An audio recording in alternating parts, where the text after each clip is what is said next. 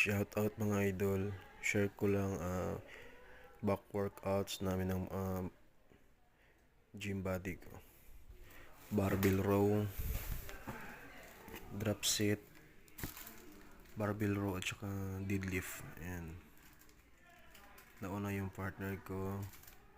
Tapos next ako after niya.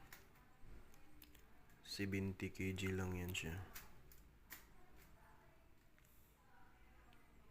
Ayan, next ako barbell row. 10 reps. Tapos ayan, deadlift. Sarap niyan sa back mga idol. Ayan. 10 reps din, deadlift.